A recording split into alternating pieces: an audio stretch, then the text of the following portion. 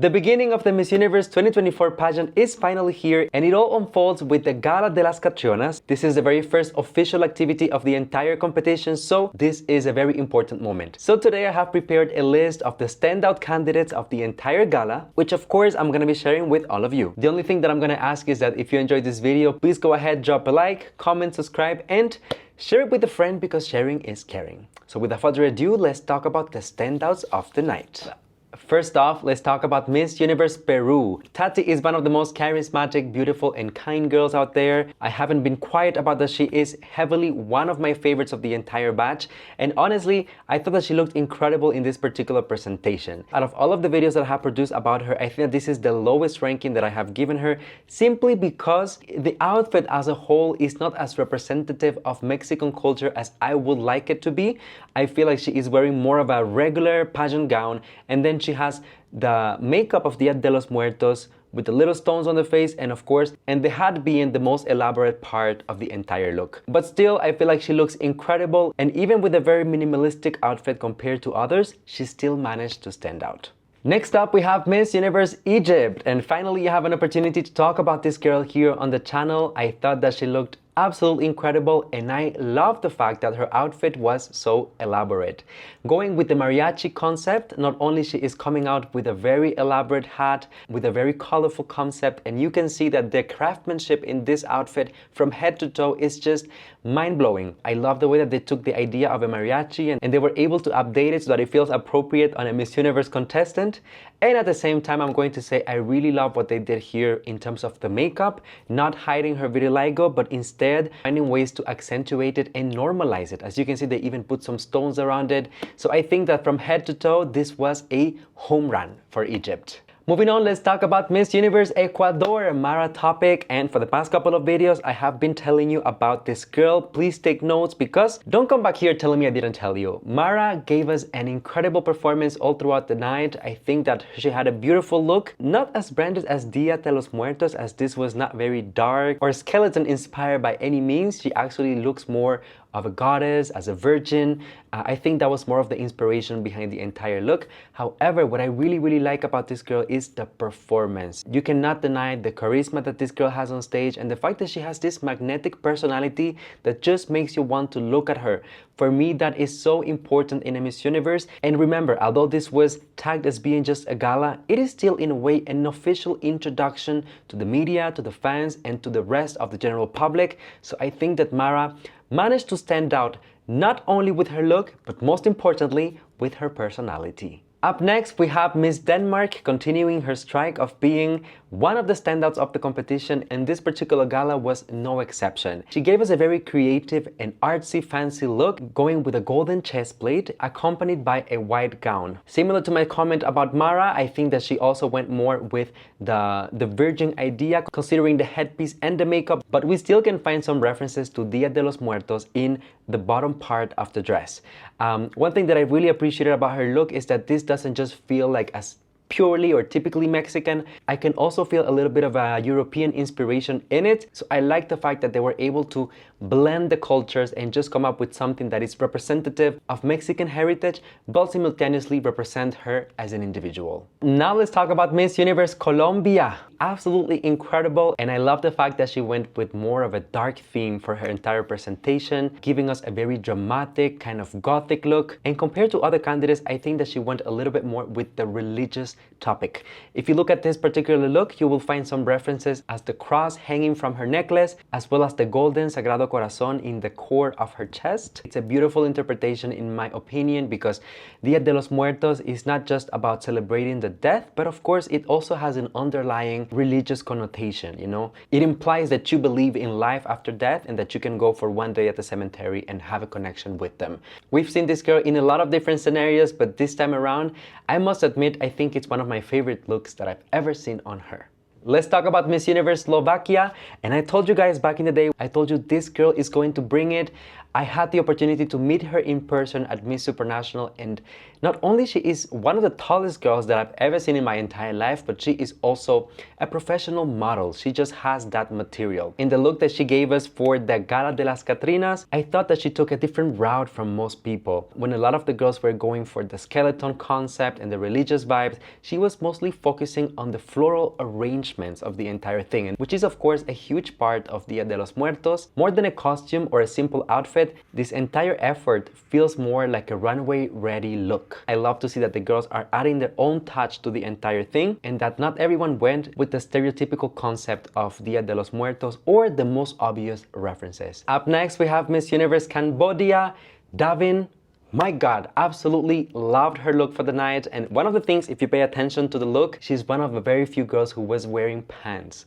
I love this combination already. I think it's very representative of who she is as a woman, very practical. She's a business-oriented person, she's a leader. So I thought that her look really embodied her entire vibe. Look at the attention to detail on this garment. The craftsmanship is really out of this world. I love the color of the outfit, and I also appreciate the fact that she decided to go with more like natural, pretty makeup, although she was carrying a Mexican mascara to cover her face. That is also something very typical and traditional in Mexico. I think that rather than going with the makeup, which everyone else was doing, she decided to take a risk, which in my opinion really paid off. Davin knew that this was an opportunity to put herself out there and stand out amongst the other girls, and honestly, I think that the risk really paid off. I know a strategic girl when I see one, so keep it up, Davin. All right, now let's talk about Miss Universe Chile, who absolutely stole the show with that face. God, such a beautiful contestant. And I'm going to say, when you look at her outfit, it is not the most intricate, the concept is quite simple, but I thought that she was able to present the entire idea in such a beautiful, gracious, elegant way that really stole away my heart, quite literally. On top of that, I think that she's one of those girls who decided to go with something that really suits her. I feel like, of course, she's very aware that she's a beautiful woman, and not just beautiful, really a standout in terms of her facial and physical beauty. So when you look at this dress, it really showcases the body. When you look at the face, the makeup is quite minimal. It's actually the stones that are contouring the eyes, that are bringing our attention to the features that she wants us to focus on. And ultimately, with the headpiece, to stay in brand, she went with something that is close to Mexican heritage, but also really fits the entire look that she is carrying. As you can see, she's also being strategic as she is posing here with Auntie Anne. So I wouldn't be surprised to see this girl go really far in the competition. Up next, we have Miss Universe Thailand, Opal. Opal never shies away from an opportunity to show her best on the cameras, and this was precisely what she gave us during the Gala de las Catrinas. I feel like her look has two different parts. When you look from the neck down, she's carrying pretty much a pageant dress, in my opinion. Carrying an elegant gown, this is a pageant dress, or very close to Mexican heritage per se.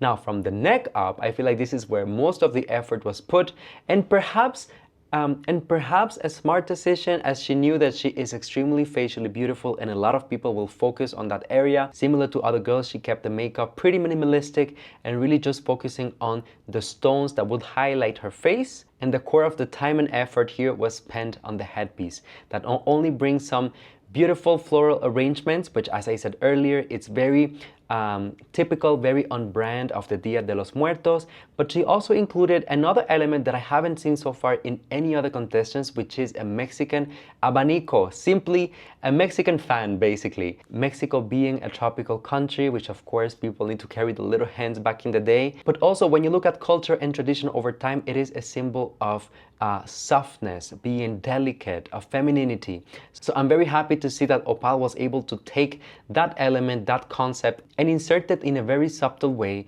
in her look. It most definitely elevated the entire thing and ultimately made her stand out from everyone else. Let's shine a light on Miss Universe Venezuela. Ileana is one of the girls that really likes to give us a show, and this was the perfect opportunity not only to be introduced officially to the press and the fans, but also to come up with a statement look.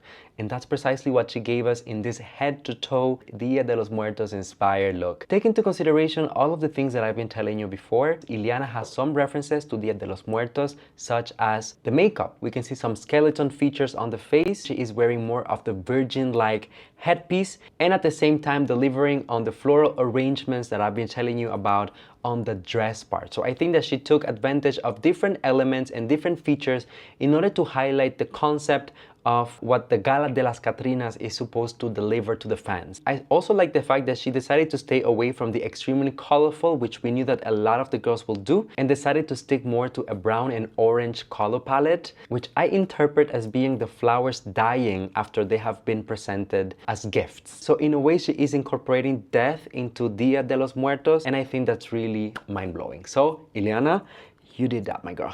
Last but definitely not least, my biggest standout of the night is Miss Universe Philippines, Chelsea Manalo, finally showing that my girl is here to fight. I mean, I've been telling you this, you guys. For those of you who are not so familiar with Chelsea, the girl is a performer. The girl knows how to stand out. She has more of a soft and friendly personality, but that doesn't mean that she cannot turn on her performance mode and really showcase the best that she has on the offer. This was the perfect way to be introduced to the world because she came out with a glamorous, culturally pertinent look and at the same time elevated to more of a fashion editorial level. So let's get into it. Of course, she went with the dark theme for the entire thing. When you look at the gown, I feel like it's a little bit more on the pageant side of things. So she kept that essence going on.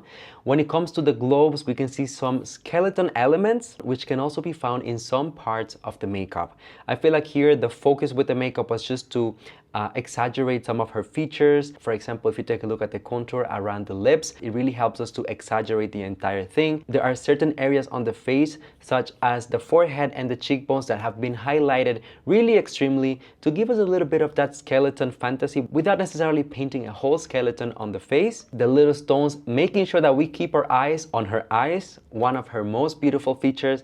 And ultimately, this huge oversized hat, which feels like a reference, like a little bit of a hint to a mariachi look without being such an obvious reference. It still feels very editorial, very fashion forward. They added a little bit of fringe to keep the Mexican essence going on. So from head to toe, for me personally, Chelsea was the standout of the night because not only she gave us a look that was innovative and blending the stereotypical concepts, but at the same time, she was able to prove what the bashers and the people who doubt her have been saying for days, weeks, months at this time. The girl proved everyone that she is indeed a performer. So there you go, everyone. Those were my standouts for the Gala de las Catrinas of Miss Universe 2024. Officially the first introduction that we get to see the girls in motion. So let me know, what do you think about my picks? If there's someone else that you would like to highlight, let me know in the comment section down below. Thank you for watching. Don't forget to drop a like, comment, subscribe, and share this video. And of course, I will see you on the next one with more content.